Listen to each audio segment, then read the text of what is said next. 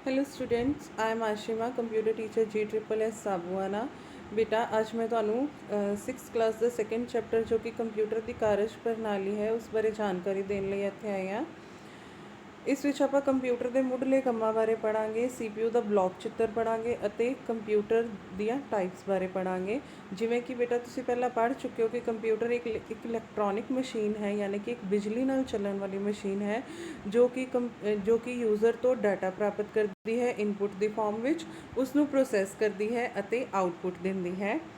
ਇਸ ਵਿੱਚ ਆਪਾਂ ਕੰਪਿਊਟਰ ਦੀਆਂ ਮੁੱਢਲੀਆਂ ਗਤੀਵਿਧੀਆਂ ਬਾਰੇ ਪੜਾਂਗੇ। ਇਹ ਕੰਪਿਊਟਰ ਰਾਹੀਂ ਡਾਟਾ ਅਤੇ ਹਿਦਾਇਤਾਂ ਸਵੀਕਾਰ ਕਰਦਾ ਹੈ, ਯਾਨੀ ਕਿ ਇਹ ਯੂਜ਼ਰ ਤੋਂ ਇਨਪੁਟ ਲੈਂਦਾ ਹੈ। ਇਹ ਡਾਟਾ ਨੂੰ ਸਟੋਰ ਕਰਕੇ ਰੱਖਦਾ ਹੈ। ਕੰਪਿਊਟਰ ਆਪਣੀ ਮੈਮਰੀ ਵਿੱਚ ਡਾਟਾ ਨੂੰ, ਯਾਨੀ ਕਿ ਜੋ ਆਪਾਂ ਇਨਪੁਟ ਕੰਪਿਊਟਰ ਨੂੰ ਦਿੰਦੇ ਹਾਂ ਉਸ ਨੂੰ ਸਟੋਰ ਕਰਕੇ ਰੱਖਦਾ ਹੈ। ਇਹ ਯੂਜ਼ਰ ਦੇ ਜ਼ਰੂਰਤ ਅਨੁਸਾਰ ਡਾਟਾ ਨੂੰ ਪ੍ਰੋਸੈਸ ਕਰਦਾ ਹੈ। ਇਸ ਵਿੱਚ ਡਾਟਾ ਯਾਨੀ ਕਿ ਇਨਪੁਟ 'ਤੇ ਪ੍ਰੋਸੈਸਿੰਗ ਕੀਤੀ ਜਾਂਦੀ ਹੈ। ਇਹ ਸਾਨੂੰ ਆਊਟਪੁੱਟ ਦੇ ਰੂਪ ਵਿੱਚ ਨਤੀਜਾ ਦਿੰਦਾ ਹੈ। ਪ੍ਰੋਸੈਸਿੰਗ ਤੋਂ ਬਾਅਦ ਜੋ ਨਤੀਜਾ ਆਉਂਦਾ ਹੈ ਇਹ ਸਾਨੂੰ ਆਊਟਪੁੱਟ ਦੀ ਫਾਰਮ ਵਿੱਚ ਆਊਟਪੁੱਟ ਡਿਵਾਈਸ 'ਤੇ ਨਤੀਜਾ ਦਿੰਦਾ ਹੈ। ਇਹ ਕੰਪਿਊਟਰ ਦੀਆਂ ਅੰਦਰੂਨੀ ਗਤੀਵਿਧੀਆਂ ਨੂੰ ਕੰਟਰੋਲ ਕਰਦਾ ਹੈ। ਕੰਪਿਊਟਰ ਦੇ ਅੰਦਰ ਇੰਟਰਨਲ ਜੋ ਵੀ ਇਹਦੀਆਂ ਗਤੀਵਿਧੀਆਂ ਹੁੰਦੀਆਂ ਹਨ ਉਹਨਾਂ ਨੂੰ ਕੰਟਰੋਲ ਕਰਦਾ ਹੈ। ਇਸ ਵਿੱਚ ਆਪਾਂ ਕੰਪਿਊਟਰ ਦੇ ਮੁੱਢਲੇ ਕੰਮਾਂ ਬਾਰੇ ਪੜ੍ਹਦੇ ਹਾਂ। ਸਭ ਤੋਂ ਪਹਿਲਾਂ ਇਨਪੁਟ ਕੀ ਹੈ? ਜੋ ਡਾਟਾ ਆਪਾਂ ਕੰਪਿਊਟਰ ਨੂੰ ਦਿੰਦੇ ਹਾਂ, ਜਿਹੜਾ ਡਾਟਾ ਆਪਾਂ ਕੰਪਿਊਟਰ ਦੇ ਅੰਦਰ ਐਜ਼ ਅ ਇਨਪੁਟ ਭੇਜਦੇ ਹਾਂ, ਚਾਹੇ ਉਹ ਤਸਵੀਰਾਂ ਨੇ, ਚਾਹੇ ਉਹ ਵਰਡਸ ਨੇ, ਚਾਹੇ ਉਹ ਇਮੇਜਿਸ ਨੇ, ਚਾਹੇ ਉਹ ਇੰਸਟਰਕਸ਼ਨਸ ਯਾਨੀ ਕਿ ਹਿਦਾਇਤਾਂ ਨੇ, ਉਹਨਾਂ ਨੂੰ ਇਨਪੁਟ ਕਿਹਾ ਜਾਂਦਾ ਹੈ। ਇਹ ਜਿਹੜੀ ਇਨਪੁਟ ਆਪਾਂ ਕੰਪਿਊਟਰ ਨੂੰ ਦਿੰਦੇ ਹਾਂ ਇਹ ਕੰਪਿਊਟਰ ਦੀ ਸਟੋਰੇਜ ਡਿਵਾਈਸਿਸ ਵਿੱਚ ਜਾ ਕੇ ਸਟੋਰ ਹੋ ਜਾਂਦੀਆਂ ਹਨ, ਯਾਨੀ ਕਿ ਕੰਪਿਊਟਰ ਆਪਣੇ ਅੰਦਰ ਇਹਨੂੰ ਪੱਕੇ ਤੌਰ 'ਤੇ ਸਟੋਰ ਕਰ ਲੈਂਦਾ ਹੈ ਤਾਂ ਕਿ ਉਹਨਾਂ 'ਤੇ ਅੱਗੇ ਪ੍ਰੋਸੈਸਿੰਗ ਕੀਤੀ ਜਾ ਸਕੇ, ਯਾਨੀ ਕਿ ਉਹਨਾਂ 'ਤੇ ਕਾਰਵਾਈ ਕੀਤੀ ਜਾ ਸਕੇ। ਨੈਕਸਟ ਆ ਗਿਆ ਪ੍ਰੋਸੈਸਿੰਗ। ਪ੍ਰੋਸੈਸਿੰਗ ਕੀ ਹੈ? ਜੋ ਡਾਟਾ ਆਪਾਂ ਕੰਪਿਊਟਰ ਵਿੱਚ ਸਟੋਰ ਕੀਤਾ ਹੈ ਉਹਦੇ 'ਤੇ ਅਰਥਮੈਟਿਕ ਅਤੇ ਲੌਜੀਕਲ ਗਤੀਵਿਧੀਆਂ ਜੋ ਕੀਤੀਆਂ ਜਾਂਦੀਆਂ ਹਨ ਉਹਨਾਂ ਨੂੰ ਪ੍ਰੋਸੈਸਿੰਗ ਕਿਹਾ ਜਾਂਦਾ ਹੈ। ਉਸ ਤੋਂ ਬਾਅਦ ਪ੍ਰੋਸੈਸਿੰਗ ਤੋਂ ਬਾਅਦ ਜਿਹੜਾ ਨਤੀਜਾ ਪ੍ਰਾਪਤ ਹੁੰਦਾ ਹੈ ਉਸ ਨੂੰ ਆਪਾਂ ਆਊਟਪੁੱਟ ਕਹਿੰਦੇ ਹਾਂ। ਇੱਥੇ ਆਪਾਂ ਨੂੰ ਕੰਪਿਊਟਰ ਦਾ ਕੰਮਾਂ ਦਾ ਇੱਕ ਬਲੌਕ ਚਿੱਤਰ ਦਿੱਤਾ ਗਿਆ ਹੈ ਜਿਸ ਵਿੱਚ ਸਭ ਤੋਂ ਪਹਿਲੇ ਇਨਪੁਟ ਆਪਾਂ ਕੰਪਿਊਟਰ ਨੂੰ ਇਨਪੁਟ ਦਿੰਦੇ ਹਾਂ, ਉਹ ਅੰਦਰ ਕੰਪਿਊਟਰ ਦੇ ਅੰਦਰ ਜਾ ਕੇ ਸਟੋਰ ਹੋ ਜਾਂਦੀ ਹੈ। ਪ੍ਰੋਸੈਸਰ ਵਿੱਚ ਉਸ ਵਿੱਚ ਪ੍ਰੋਸੈਸਿੰਗ ਕੀਤੀ ਜਾਂਦੀ ਹੈ ਅਤੇ ਨਤੀਜਾ ਆਪਾਂ ਨੂੰ ਆਊਟਪੁੱਟ ਡਿਵਾਈਸਿਸ 'ਤੇ ਪ੍ਰਾਪਤ ਹੁੰਦਾ ਹੈ। ਨੈਕਸਟ ਹੈ CPU ਦਾ ਬਲੌਕ ਚਿੱਤਰ। CPU ਦੇ ਬਲੌਕ ਚਿੱਤਰ ਵਿੱਚ ਸਭ ਤੋਂ ਪਹਿਲਾਂ ਕੀਬੋਰਡ, ਮਾਊਸ ਯਾਨੀ ਕਿ ਇਨਪੁਟ ਡਿਵਾਈਸਿਸ ਦੇ ਥਰੂ ਡਾਟਾ ਨੂੰ ਇਨਪੁਟ ਕੀਤਾ ਜਾਂਦਾ ਹੈ। ਅੱਗੇ CPU ਨੂੰ 3 ਭਾਗਾਂ ਵਿੱਚ ਵੰਡਿਆ ਗਿਆ ਹੈ: ਮੈਮਰੀ ਯੂਨਿਟ, ਕੰਟਰੋਲ ਯੂਨਿਟ ਅਤੇ arithmetic logical unit. Memory unit ਵਿੱਚ ਜੋ ਵੀ ਆਪਾਂ ਇਨਪੁਟ ਦਿੰਦੇ ਹਾਂ ਕੰਪਿਊਟਰ ਨੂੰ ਉਹ ਸਾਰੀ ਮੈਮਰੀ ਯੂਨਿਟ ਵਿੱਚ ਜਾ ਕੇ ਸਟੋਰ ਹੋ ਜਾਂਦੀ ਹੈ।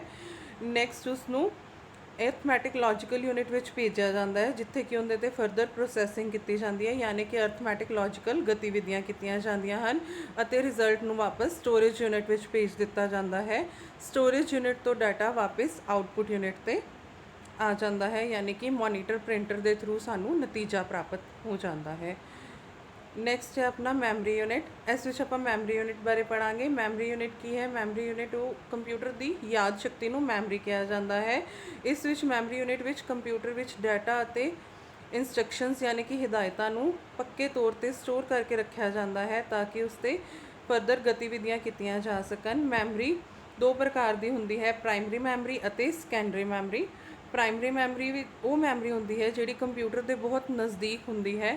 ਜਦੋਂ ਕੰਪਿਊਟਰ ਨੇ ਕੋਈ ਵੀ ਡਾਟਾ ਲੱਭਣਾ ਹੁੰਦਾ ਹੈ ਤਾਂ ਉਹ ਸਭ ਤੋਂ ਪਹਿਲਾਂ ਪ੍ਰਾਇਮਰੀ ਮੈਮਰੀ ਵਿੱਚ ਸਰਚ ਕਰਦਾ ਹੈ। ਅਗਰ ਉਹ ਡਾਟਾ ਉਸ ਨੂੰ ਪ੍ਰਾਇਮਰੀ ਮੈਮਰੀ ਵਿੱਚ ਪ੍ਰਾਪਤ ਹੋ ਜਾਂਦਾ ਹੈ ਤਾਂ ਉਸ 'ਤੇ ਉਹ ਪ੍ਰੋਸੈਸਿੰਗ ਕਰਦਾ ਹੈ। ਅਗਰ ਉਸ ਨੂੰ ਉਹ ਡਾਟਾ ਪ੍ਰਾਇਮਰੀ ਮੈਮਰੀ ਵਿੱਚ ਨਹੀਂ ਮਿਲਦਾ ਤਾਂ ਉਹ ਡਾਟਾ ਉਹ ਸੈਕੰਡਰੀ ਮੈਮਰੀ ਵਿੱਚ ਲੈਂਦਾ ਹੈ। ਪ੍ਰਾਇਮਰੀ ਮੈਮਰੀ ਕੰਪਿਊਟਰ ਦੇ ਕਲੋਜ਼ ਹੈ, ਇਸ ਲਈ ਇਸ ਨੂੰ ਅੰਦਰੂਨੀ ਮੈਮਰੀ ਵੀ ਕਿਹਾ ਜਾਂਦਾ ਹੈ। ਇਹ ਥੋੜ੍ਹੀ ਕੰਪੈਰੇਟਿਵਲੀ ਕੋਸਟ ਵਿੱਚ ਜ਼ਿਆਦਾ ਹੁੰਦੀ ਹੈ, ਯਾਨੀ ਕਿ ਇਹ ਥੋੜ੍ਹੀ ਮਹਿੰਗੀ ਹੁੰਦੀ ਹੈ। ਇਸ ਨੂੰ ਵੋਲੇਟਾਈਲ ਮੈਮਰੀ ਕਿਹਾ ਜਾਂਦਾ ਹੈ, ਯਾਨੀ ਕਿ ਜਦੋਂ ਕੰਪਿਊਟਰ ਬੰਦ ਕਰ ਦਿੱਤਾ ਜਾਂਦਾ ਹੈ ਜਾਂ ਲਾਈਟ ਚਲੀ ਜਾਣ 'ਤੇ ਸਡਨਲੀ ਕੰਪਿਊਟਰ ਬੰਦ ਹੋ ਜਾਂਦਾ ਹੈ ਤਾਂ ਇਸ ਵਿੱਚ ਡਾਟਾ ਨਸ਼ਟ ਹੋ ਜਾਂਦਾ ਹੈ, ਇਸ ਵਿੱਚ ਡਾਟਾ ਫਰਦਰ ਸਟੋਰ ਨਹੀਂ ਰਹਿੰਦਾ। ਇਹ 2 ਪ੍ਰਕਾਰ ਦੀ ਹੁੰਦੀ ਹੈ: ਰੈਮ ਯਾਨੀ ਕਿ ਰੈਂਡਮ ਐਕਸੈਸ ਮੈਮਰੀ, ਦੂਸਰੀ ਹੈ ਰੋਮ ਯਾਨੀ ਕਿ ਰੀਡ ਓਨਲੀ ਮੈਮਰੀ। ਨੈਕਸਟ ਹੈ secondary memory. Secondary memory computer ਦੀ ਬਾਹਰੀ ਮੈਮਰੀ ਹੁੰਦੀ ਹੈ, ਇਸ ਨੂੰ ਆਕਸਿਲਰੀ ਮੈਮਰੀ ਵੀ ਕਿਹਾ ਜਾਂਦਾ ਹੈ। ਇਹ ਕੰਪਿਊਟਰ ਦੇ ਬਾਹਰ ਹੁੰਦੀ ਹੈ, ਜਦਕਿ ਪ੍ਰਾਇਮਰੀ ਮੈਮਰੀ ਕੰਪਿਊਟਰ ਦੇ ਅੰਦਰ ਲੱਗੀ ਹੁੰਦੀ ਹੈ, ਇਸ ਲਈ ਇਸ ਨੂੰ ਪ੍ਰਾਇਮਰੀ ਮੈਮਰੀ ਨੂੰ ਮੁੱਖ ਮੈਮਰੀ ਵੀ ਕਿਹਾ ਜਾਂਦਾ ਹੈ। ਇਹ ਕੰਪਿਊਟਰ ਦੇ ਬਾਹਰ ਹੋਣ ਕਰਕੇ ਇਸ ਨੂੰ ਸੈਕੰਡਰੀ ਮੈਮਰੀ ਜਾਂ ਆਕਸਿਲਰੀ ਮੈਮਰੀ ਵੀ ਕਿਹਾ ਜਾਂਦਾ ਹੈ। ਇਸ ਦੀਆਂ ਐਗਜ਼ਾਮਪਲਸ ਹਨ CD, DVD, floppy, hard disk. ਇਹ ਸਭ ਸੈਕੰਡਰੀ ਮੈਮਰੀ ਦੀਆਂ ਐਗਜ਼ਾਮਪਲਸ ਹਨ। ਸੈਕੰਡਰੀ ਮੈਮਰੀ ਕੋਸਟ ਵਿੱਚ ਪ੍ਰਾਇਮਰੀ ਮੈਮਰੀ ਦੇ ਕੰਪੈਰੇਟਿਵਲੀ ਥੋੜ੍ਹੀ ਸਸਤੀ ਹੁੰਦੀ ਹੈ ਅਤੇ ਇਸ ਨੂੰ ਨਾਨ ਵਾਲੇਟਾਈਲ ਮੈਮਰੀ ਕਿਹਾ ਜਾਂਦਾ ਹੈ, ਯਾਨੀ ਕਿ ਲਾਈਟ ਜਾਣ 'ਤੇ ਇਸ ਵਿੱਚ ਡਾਟਾ ਨਸ਼ਟ ਨਹੀਂ ਹੁੰਦਾ ਅਤੇ ਪੱਕੇ ਤੌਰ 'ਤੇ ਫਿਊਚਰ ਵਾਸਤੇ ਸਟੋਰ ਰਹਿੰਦਾ ਹੈ। ਨੈਕਸਟ ਹੈ ਕੰਟਰੋਲ ਯੂਨਿਟ। ਕੰਟਰੋਲ ਯੂਨਿਟ ਦੇ ਕੁਝ ਕੰਮ ਹਨ, ਜਿਵੇਂ ਕਿ ਹਿਦਾਇਤਾਂ ਲਈ ਕੋਡ ਨੂੰ ਪੜ੍ਹਨਾ, ਦਿੱਤੇ ਗਏ ਕੋਡ ਨੂੰ ਹਿਦਾਇਤਾਂ ਦੇਣ ਲਈ ਅਨੁਵਾਦ ਕਰਨਾ, ALU ਨੂੰ ਜ਼ਰੂਰੀ ਡਾਟਾ ਮੁਹੱਈਆ ਕਰਵਾਉਣਾ। ਇਹ ਸਭ ਕੰਮ ਕੰਟਰੋਲ ਯੂਨਿਟ ਦੇ ਹਨ। ਇਹ ਕੰਪਿਊਟਰ ਦੀ ਇੰਟਰਨਲ ਗਤੀਵਿਧੀਆਂ ਨੂੰ ਕੰਟਰੋਲ ਕਰਦਾ ਹੈ। Arithmetic logical unit. Arithmetical logical unit ਵਿੱਚ ਬੇਟਾ ਜਿਵੇਂ ਮੈਂ ਤੁਹਾਨੂੰ ਪਹਿਲਾਂ ਵੀ ਦੱਸਿਆ ਹੈ ਕਿ ਅਰਥਮੈਟਿਕ ਲੌਜੀਕਲ ਯੂਨਿਟ ਵਿੱਚ ਸਾਰੀਆਂ ਗਣਨਾਵਾਂ ਕੀਤੀਆਂ ਜਾਂਦੀਆਂ ਹਨ, ਚਾਹੇ ਉਹ ਅਰਥਮੈਟਿਕ ਹੋਣ ਚਾਹੇ ਉਹ ਲੌਜੀਕਲ। ਅਰਥਮੈਟਿਕ ਤੋਂ ਭਾਵ ਹੈ ਜੋੜ, ਘਟਾਓ, ਗੁਣਾ, ਭਾਗ ਆਦਿ ਸਾਰੀਆਂ ਗਣਨਾਵਾਂ ALU ਵਿੱਚ ਕੀਤੀਆਂ ਜਾਂਦੀਆਂ ਹਨ।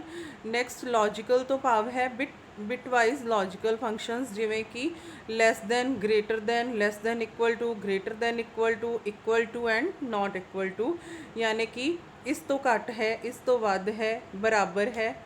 ਇਹ ਸਭ ਬਿਟਵਾਈਜ਼ ਲੌਜੀਕਲ ਫੰਕਸ਼ਨਸ ਹੁੰਦੇ ਹਨ ਜੋ ਕਿ ALU ਵਿੱਚ ਹੀ ਪਰਫਾਰਮ ਕੀਤੇ ਜਾਂਦੇ ਹਨ। ਨੈਕਸਟ ਆ ਗਿਆ ਬੇਟਾ ਆਪਣੇ ਕੋਲ ਕੰਪਿਊਟਰ ਦੀਆਂ ਕਿਸਮਾਂ। ਇਸ ਵਿੱਚ ਆਪਾਂ ਕੰਪਿਊਟਰ ਦੀਆਂ ਸਾਰੀਆਂ ਕਿਸਮਾਂ ਬਾਰੇ ਪੜ੍ਹਾਂਗੇ। ਸਭ ਤੋਂ ਪਹਿਲਾਂ ਆਪਾਂ ਇਸ ਵਿੱਚ ਪੜ੍ਹਾਂਗੇ, ਸਭ ਤੋਂ ਪਹਿਲਾਂ ਬੇਟਾ ਮੈਂ ਤੁਹਾਨੂੰ ਇਸ ਵਿੱਚ ਕੰਪਿਊਟਰ ਦੀਆਂ ਟਾਈਪਸ ਦੱਸਦੀ ਹਾਂ। ਸਭ ਤੋਂ ਪਹਿਲਾਂ ਹੈ ਮਾਈਕਰੋ ਕੰਪਿਊਟਰ, ਯਾਨੀ ਕਿ personal computer. Second mini computer. Third main frame computer. Next ਹੈ ਸੁਪਰ ਕੰਪਿਊਟਰ। ਸਭ ਤੋਂ ਪਹਿਲਾਂ ਆਪਾਂ ਪਰਸਨਲ ਕੰਪਿਊਟਰ ਬਾਰੇ ਪੜ੍ਹਦੇ ਹਾਂ। ਪਰਸਨਲ ਕੰਪਿਊਟਰ ਉਹ ਕੰਪਿਊਟਰ ਹੁੰਦੇ ਹਨ ਜਿਹੜੇ ਕਿ ਆਪਾਂ ਆਪਦੇ ਪਰਸਨਲ ਯੂਜ਼ ਵਾਸਤੇ, ਯਾਨੀ ਕਿ ਯੂਜ਼ਰ ਸਿਰਫ ਆਪਣੇ ਵਾਸਤੇ ਯੂਜ਼ ਕਰਦਾ ਹੈ, ਇੱਕ ਸਿੰਗਲ ਯੂਜ਼ਰ ਵੱਲੋਂ ਯੂਜ਼ ਕੀਤਾ ਜਾਂਦਾ ਹੈ ਆਪਣੇ ਪਰਸਨਲ ਕੰਮਾਂ ਲਈ। ਸਭ ਤੋਂ ਪਹਿਲਾਂ ਇਹਦੇ ਵਿੱਚ ਆ ਗਿਆ ਡੈਸਕਟਾਪ ਕੰਪਿਊਟਰ। ਡੈਸਕਟਾਪ ਕੰਪਿਊਟਰ ਤੁਸੀਂ ਬੇਟਾ ਕੰਪਿਊਟਰ ਲੈਬਸ ਵਿੱਚ ਆਰਾਮ ਨਾਲ ਦੇਖ ਪਾਓਗੇ। ਇਹ ਆਪਣੇ ਕੰਪਿਊਟਰ ਲੈਬਸ ਵਿੱਚ ਅਵੇਲੇਬਲ ਹੁੰਦੇ ਹਨ। ਨੈਕਸਟ ਹੈ ਲੈਪਟਾਪ ਪਰਸਨਲ ਕੰਪਿਊਟਰ ਨਾਲੋਂ ਵਜ਼ਨ ਵਿੱਚ ਹਲਕੇ ਹੁੰਦੇ ਹਨ ਅਤੇ ਇਸ ਵਿੱਚ ਇੱਕ ਬੈਟਰੀ ਲੱਗੀ ਹੁੰਦੀ ਹੈ ਜਿਸ ਦੁਆਰਾ ਇਹ ਚੱਲਦੇ ਹਨ। ਲੋਡ ਪੈਣ 'ਤੇ ਇਸ ਨੂੰ ਚਾਰਜ ਵੀ ਕੀਤਾ ਜਾ ਸਕਦਾ ਹੈ। ਨੈਕਸਟ ਆ ਗਿਆ ਬੇਟਾ ਨੋਟਬੁੱਕ ਕੰਪਿਊਟਰ ਵੀ ਆਕਾਰ ਵਿੱਚ ਬਹੁਤ ਛੋਟੇ ਹੁੰਦੇ ਹਨ। ਇਹ ਆਪਾਂ ਨਾਲ ਆਪਣੇ ਕੈਰੀ ਕਰ ਸਕਦੇ ਹਾਂ, ਯਾਨੀ ਕਿ ਇਹ ਪੋਰਟੇਬਲ ਹੁੰਦੇ ਹਨ। ਇਸ ਨੂੰ ਇੱਕ ਜਗ੍ਹਾ ਤੋਂ ਦੂਜੀ ਜਗ੍ਹਾ 'ਤੇ ਲੈ ਕੇ ਜਾਇਆ ਜਾ ਸਕਦਾ ਹੈ। ਇਹ ਨੋਟਬੁੱਕ ਦੀ ਤਰ੍ਹਾਂ ਹੁੰਦੇ ਹਨ ਅਤੇ ਇਸ ਨੂੰ ਵੀ ਚਾਰਜ ਕਰਕੇ ਬੈਟਰੀ ਦੇ ਥਰੂ ਚਲਾਇਆ ਜਾਂਦਾ ਹੈ। ਨੈਕਸਟ ਆ ਗਏ ਪਾਮ ਟੌਪ ਕੰਪਿਊਟਰ ਬਹੁਤ ਹੀ ਛੋਟੇ ਹੁੰਦੇ ਹਨ। ਇਸ ਦਾ ਕੀਬੋਰਡ ਵੀ ਬਹੁਤ ਛੋਟਾ ਹੁੰਦਾ ਹੈ। ਇਸ ਨੂੰ ਆਪਾਂ ਆਪਣੇ ਨਾਲ ਸਫ਼ਰ ਵਿੱਚ ਵੀ ਲੈ ਕੇ ਜਾ ਸਕਦੇ ਹਾਂ। ਨੈਕਸਟ ਆ ਗਿਆ ਟੈਬਲੇਟ ਕੰਪਿਊਟਰਸ ਮੋਬਾਈਲ ਫੋਨਸ ਨਾਲੋਂ ਆਕਾਰ ਵਿੱਚ ਥੋੜ੍ਹੇ ਵੱਡੇ ਹੁੰਦੇ ਹਨ ਅਤੇ ਇਹ ਵੀ ਪੋਰਟੇਬਲ ਹੁੰਦੇ ਹਨ। ਇਸ ਦੀ ਟੱਚ ਸਕਰੀਨ ਹੁੰਦੀ ਹੈ। ਇਸ ਦੀ ਸਕਰੀਨ ਨੂੰ ਟੱਚ ਕਰਕੇ ਆਪਾਂ ਇਸ ਨੂੰ ਚਲਾ ਸਕਦੇ ਹਾਂ। ਨੈਕਸਟ ਹੈ ਬੇਟਾ ਮਿਨੀ ਕੰਪਿਊਟਰਸ ਵੱਡੇ ਕੰਪਿਊਟਰ ਨਾਲੋਂ ਆਕਾਰ ਵਿੱਚ ਛੋਟੇ ਹੁੰਦੇ ਹਨ, ਪਰ ਇਹਨਾਂ ਵਿੱਚ ਵੱਡੇ ਕੰਪਿਊਟਰ ਵਾਲੀ ਸਾਰੀ ਫੈਸਿਲਿਟੀਜ਼ ਅਵੇਲੇਬਲ ਹੁੰਦੀਆਂ ਹਨ। ਇਹ ਵਿਗਿਆਨਿਕ ਖੇਤਰਾਂ ਵਿੱਚ ਵਰਤੇ ਜਾਂਦੇ ਹਨ। ਨੈਕਸਟ ਹੈ ਮੇਨ ਫਰੇਮ ਕੰਪਿਊਟਰਸ ਆਕਾਰ ਵਿੱਚ ਵੱਡੇ ਹੁੰਦੇ ਹਨ ਅਤੇ ਇਹਨਾਂ ਦੀ ਰਫ਼ਤਾਰ ਅਤੇ ਇਹਨਾਂ ਦੀ ਪ੍ਰੋਸੈਸਿੰਗ ਕਰਨ ਦੀ ਸਪੀਡ ਕਰਕੇ ਹੀ ਇਸ ਨੂੰ ਜ਼ਿਆਦਾ ਵਰਤਿਆ ਜਾਂਦਾ ਹੈ। ਇਸ ਦੀ ਵਰਤੋਂ ਸਰਕਾਰੀ ਬੈਂਕਾਂ ਅਤੇ ਵੱਡੇ ਕਾਰਪੋਰੇਸ਼ਨਸ ਵਿੱਚ ਕੀਤੀ ਜਾਂਦੀ ਹੈ। ਨੈਕਸਟ ਨੇ ਸੁਪਰ ਕੰਪਿਊਟਰ। ਇਹ ਬਹੁਤ ਹੀ ਸ਼ਕਤੀਸ਼ਾਲੀ ਕੰਪਿਊਟਰ ਹੁੰਦੇ ਹਨ। ਇਹਨਾਂ ਦੀ ਪ੍ਰੋਸੈਸਿੰਗ ਸਪੀਡ ਅਤੇ ਇਹਨਾਂ ਦੀ ਪ੍ਰੋਸੈਸਿੰਗ ਸਪੀਡ ਬਹੁਤ ਹੀ ਜ਼ਿਆਦਾ ਹੁੰਦੀ ਹੈ ਅਤੇ ਇਹਨਾਂ ਦੀ ਸਟੋਰੇਜ ਸਮਰੱਥਾ ਵੀ ਬਹੁਤ ਜ਼ਿਆਦਾ ਹੁੰਦੀ ਹੈ। ਸੁਪਰ ਕੰਪਿਊਟਰ ਦੀ ਮੁੱਖ ਵਰਤੋਂ ਵੱਡੀਆਂ ਅਦਾਰਿਆਂ ਵਿੱਚ ਗੁੰਝਲਦਾਰ ਐਪਲੀਕੇਸ਼ਨਸ ਨੂੰ ਪਰਫਾਰਮ ਕਰਨ ਲਈ ਕੀਤੀ ਜਾਂਦੀ ਹੈ। ਇਸ ਨਾਲ ਇਹ ਚੈਪਟਰ ਖਤਮ ਹੁੰਦਾ ਹੈ।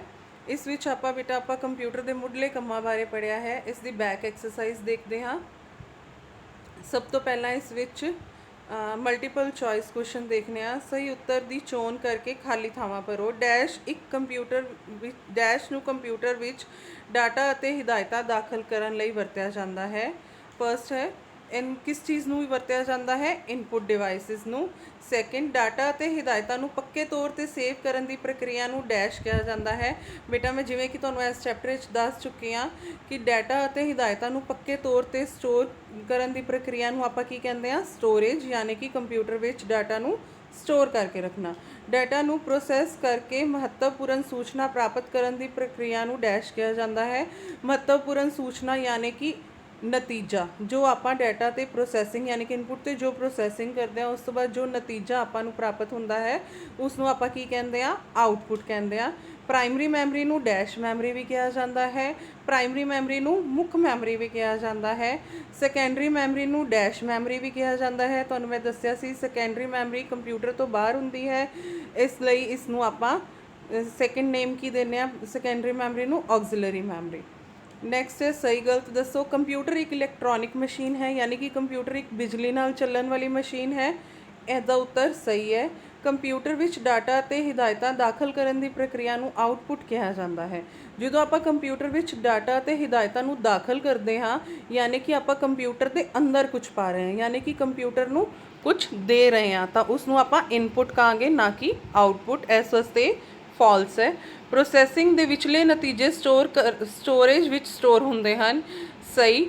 ਜਦੋਂ ਵੀ ਆਪਾਂ ਪ੍ਰੋਸੈਸਿੰਗ ਲਈ ਡਾਟਾ ਦਿੰਦੇ ਹਾਂ, ਇਨਪੁਟ ਦਿੰਦੇ ਹਾਂ, ਉਹ ਉਹਦੇ ਜਿਹੜੇ ਵਿਚਲੇ ਨਤੀਜੇ ਨੇ ਉਸ ਨੂੰ ਆਪਾਂ ਸਟੋਰੇਜ ਵਿੱਚ ਹੀ ਸਟੋਰ ਕਰਦੇ ਹਾਂ। ਇੱਕ ਸੁਪਰ ਕੰਪਿਊਟਰ ਸਭ ਤੋਂ ਸ਼ਕਤੀਸ਼ਾਲੀ ਕੰਪਿਊਟਰ ਹੁੰਦਾ ਹੈ। ਟਰੂ ਕੰਪਿਊਟਰ, ਜਿਹੜਾ ਸੁਪਰ ਕੰਪਿਊਟਰਸ ਨੇ ਉਹਨਾਂ ਦਾ ਨਾਮ ਸੁਪਰ ਕੰਪਿਊਟਰ ਇਸ ਲਈ ਹੈ ਕਿਉਂਕਿ ਉਹ ਬਹੁਤ ਹੀ ਪਾਵਰਫੁਲ ਹਨ ਅਤੇ ਸਭ ਤੋਂ ਜ਼ਿਆਦਾ ਸ਼ਕਤੀਸ਼ਾਲੀ ਹਨ, ਇਸ ਲਈ ਇਸ ਦਾ ਆਨਸਰ ਟਰੂ ਹੈ। ਮੈਮਰੀ ਦੋ ਤਰ੍ਹਾਂ ਦੀ ਹੁੰਦੀ ਹੈ, ਪ੍ਰਾਇਮਰੀ ਮੈਮਰੀ ਅਤੇ ਸੈਕੰਡਰੀ ਮੈਮਰੀ। ਬੇਟਾ ਇਸ ਚੈਪਟਰ ਵਿੱਚ ਆਪਾਂ ਮੈਮਰੀ ਯੂਨਿਟ ਪੜ੍ਹ ਚੁੱਕੇ ਹਾਂ, ਜਿਸ ਵਿੱਚ ਆਪਾਂ ਦੱਸਿਆ ਹੈ ਕਿ ਮੈਮਰੀ ਦੋ ਪ੍ਰਕਾਰ ਦੀ ਹੁੰਦੀ ਹੈ, ਪ੍ਰਾਇਮਰੀ ਮੈਮਰੀ ਅਤੇ ਸੈਕੰਡਰੀ ਮੈਮਰੀ। ਇਸ ਵਾਸਤੇ ਟਰੂ ਹੈ। ਥੈਂਕ ਯੂ ਬੇਟਾ।